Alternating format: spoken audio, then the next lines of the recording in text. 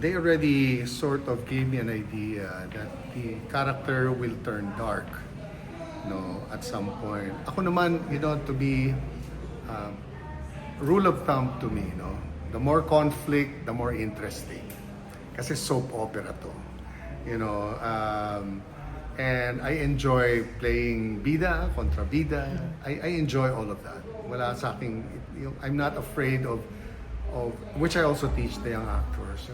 Huwag kayong matatakot na baka masira yung image nyo kasi acting to, make believe.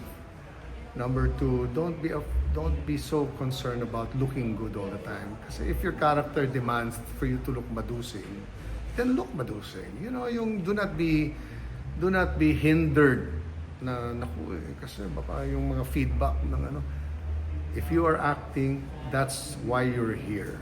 This is the acting business.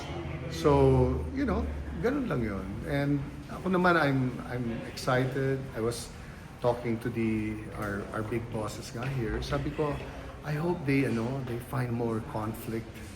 Yung kasi hindi lang yung mga bata-bata ang mga nag-aaway-away o nag-iinlaban.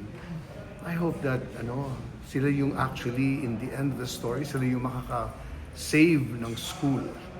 Kami yung mga magagawa ng mga conflict dito, whether it's corruption or whatever it is. And sila yung magbaband together to save the school or save the day. So, I hope, ganun ang mangyayari dyan.